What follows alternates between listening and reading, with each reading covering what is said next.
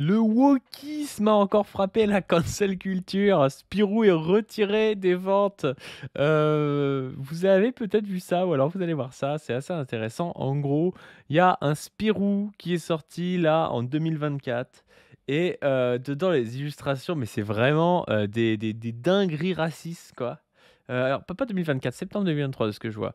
Il y a les éditions Dupuis, du coup, qui ont réagi au bad buzz des trucs racistes dans Spirou et tout, et donc du coup, qui ont fini par retirer Spirou de la vente.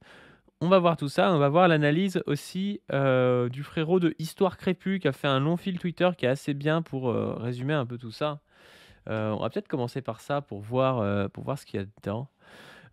Donc voilà ce que Histoire Crépue nous raconte. J'ai lu Spirou et la Gorgone Bleue de Yann et Dany, publié chez Dupuis, pour voir s'ils étaient vraiment racistes et sexistes. Un trade.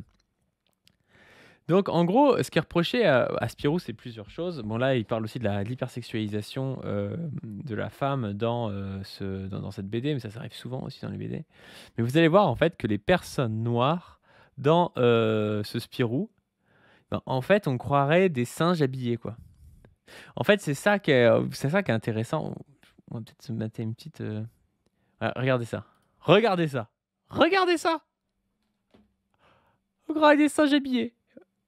Genre, en fait, normalement, il faut se dire qu'il y a un problème. Si quand tu dessines un personnage noir et que tu te dis comment est-ce que je ferais des singes habillés et qu'en fait, c'est la même chose.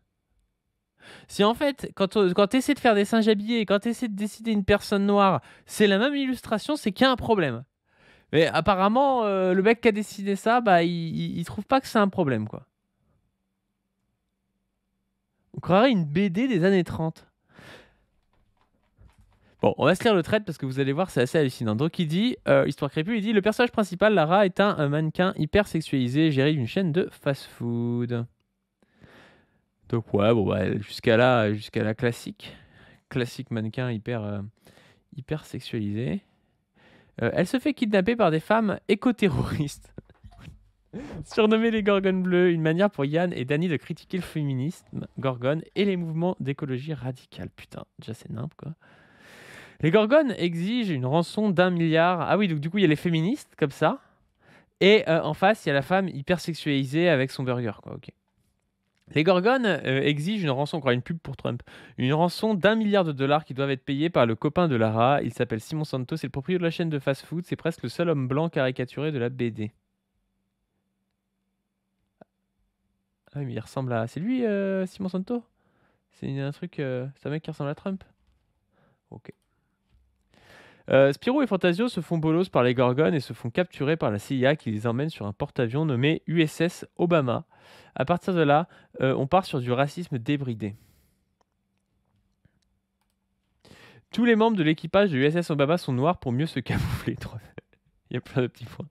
Vraie question, il y a vraiment des gens qui trouvent ça drôle ou bien on est ouvertement dans une provocation raciste. Moi, je trouve ça drôle parce que c'est what the fuck. C'est tellement évident qu'il faut pas faire ça, c'est ça. Genre, à part si à part si tu fais une BD de droitard et que tu la vends que dans des boutiques d'extrême droite, à quel moment tu fais ça dans un Spirou, quoi? À quel moment tu te dis, ouais, ça passe? C'est correct. C'est correct. Dans l'USS Obama, tout le monde est noir et la chef est une femme ronde mais stupide. Le fait d'être noir n'est pas anecdotique, c'est justifié par un certain humour.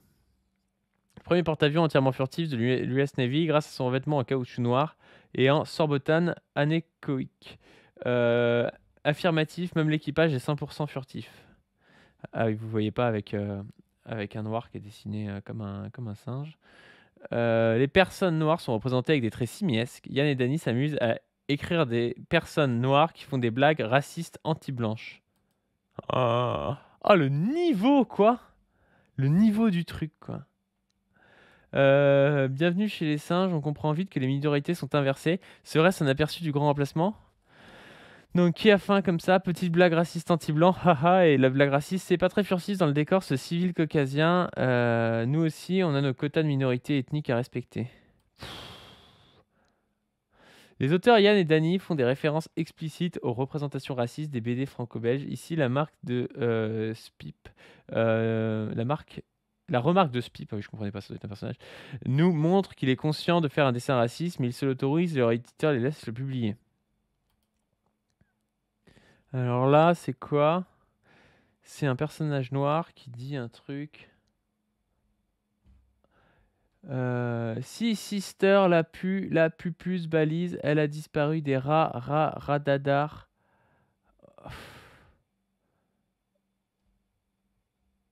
Ah oui, Ah oui, d'accord, petite ref pour les puristes. Ah oui, c'est la ref au gars comment il s'appelle ce mec dans Astérix aussi, qui est déjà une caricature de noir un peu qui sait pas trop parler et tout, quoi. D'accord, ouais, ouais. Blacktis au lieu de Bluetooth parce qu'ils sont noirs, tu sais, putain. Oh là là là là là là. Ah oui, ils n'ont pas accès à mon Blacktis au lieu de Bluetooth, putain, quel enfer. Ah, c'était blague de merde en plus. On est sur une caricature classique des États-Unis stupides et violents, mais les auteurs Yann et Denis ajoutent une dimension raciale négrophobe qui revient dans chaque nom. Black Seal, Blacktis. Pendant ce temps, les éco-terroristes sont présentés comme des femmes sans conviction menées à la baguette par une femme racisée hystérique, mais on ne connaît toujours pas l'identité de la véritable chef des Gorgones. Mais c'est quoi? C'est un Trumpiste le mec qui a écrit ça, quoi. C'est une dinguerie quand même. En réalité, la chef des Gorgones Bleues est en train de capitaliser sur la lutte pour faire la promo d'une marque de vêtements, une manière pour Yann et Dany de décrédibiliser les militantes féministes et écologistes. Vous pensez quoi de cette interprétation? Et ce défilé, Belle de la mer, dans les créations originales sont de l'artiste Rebecca W, clôture la présentation de notre mouvement Blue Gorgon. En fait, la chef se sert de la cause pour faire du business eco-washing. On dirait que l'auteur Yann essaie de nous faire comprendre que les femmes n'auraient pas de convictions positives, seraient uniquement matérialistes. Vous êtes d'accord avec cette lecture de l'œuvre, Yann et Dany?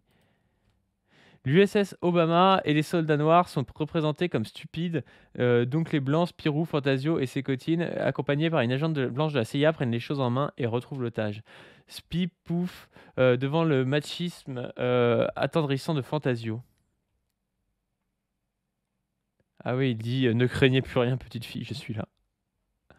Les soldats noirs qui n'ont servi à rien se contentent de ramasser les femmes écologistes en faisant des blagues sexistes et des remarques racistes anti-blanches pour remettre une couche de les antiracistes sont les nouveaux racistes.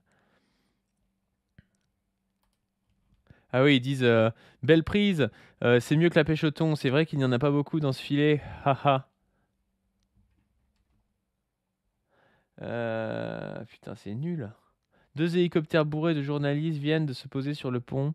On soupçonne le steward McBurgissir. C'est le seul blanc de l'équipage et... Ah ouais, c'est le traître, le blanc. Quel est le seul traître qui les a prévenus? Le blanc de l'équipage, d'accord. Lara capitalise immédiatement sur son enlèvement. Elle est représentée comme une femme vénale. Bref, Sexy Lara capitalise sur son enlèvement. Pourquoi il y a des vieux trucs tel en string? Rédiger le récit de mon enlèvement et négocier les droits d'adaptation pour le blockbuster biopic qui va en être tiré. Et là, on arrive au twist de l'histoire. Putain, j'ai envie de savoir le twist de l'histoire. Je suis ébloui par une telle révélation. En quelques temps, Spirou, Fantasio et leur ami blanc tombent sur une vidéo de Lara qui s'est réinventée. C'est le moment où le comte Champignac leur révèle la vérité. Alors ça, les trois en cadence les filles. Alors elle est devenue prof de sport à la télé, ok. Le temps est passé et l'équipe des héroïnes discute et tombe sur une vidéo de Lara. Lara McBurgie, pardon, Coralie Blokoff a abandonné son rôle d'égérie du hamburger et milite maintenant pour le fitness, l'aérobic et sans doute pour la méditation transcendantale. On peut dire qu'elle sait se réinventer celle-là. C'est le vieux comte de Champignac qui va faire la révélation. Putain, je comprends rien au truc, quoi. Champignac s'est allié avec les Gorgones Bleues pour se venger de Simon Santo. Il a financé leur lutte avec du Viagra pour les vieux. Il a couché avec la boss Gorgone, très important à préciser. Il en glousse et tout le monde est ok avec le concept. Ah, ah c'est nul, putain. C'est nul, c'est sexiste, c'est négrophobe et tout. C'est tout ce que vous voulez. C'est vraiment nul à chier, putain. Ça ressemble à ça, voilà. Avant, on avait le truc Left, Left Don't Meme.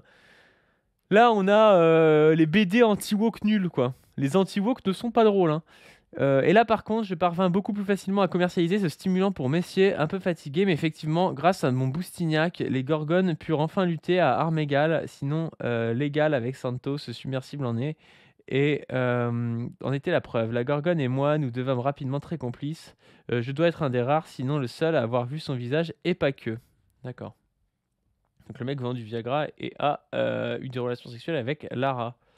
C'est comme ça qu'il a découvert que Lara était en fait la boss des Gorgones Bleues. Toute sa mise en scène juste pour extorquer de l'argent à son riche amant. Champignac est dévasté et il condamne la radicalité des éco-terroristes.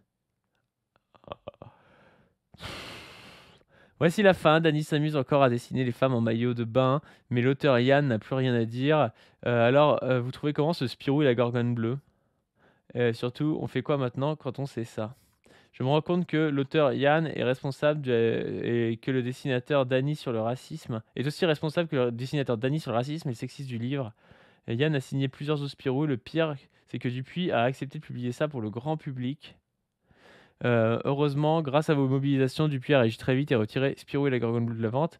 Mais ça ne veut pas dire qu'on doit arrêter de se mobiliser. Cette victoire n'est qu'une étape. Vous avez entendu parler de la fresque de Hervé Di Rosa. Ok, le truc c'est que Spirou et la Gorgone bleue a été retirés. Mais du coup, c'est devenu le numéro 1 des ventes Amazon, parce que je pense qu'il y a peut-être des gens bon, il y a peut-être des gens de droite déjà qui veulent l'acheter en disant voilà, on peut plus rire des noirs et tout, on peut plus rire des femmes, c'est pas très drôle, machin.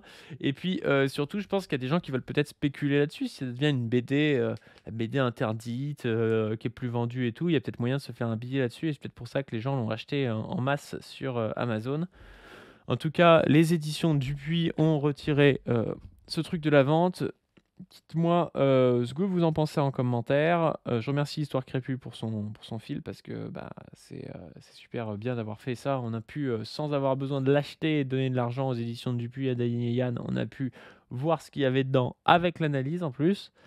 Je vous invite à vous abonner sur cette chaîne et sur la chaîne principale, Paduring, P-A-S-D-U-H-R-I-N-G. Et je vous invite aussi à donner sur le Tipeee. Et sur ce, moi je vous dis à plus.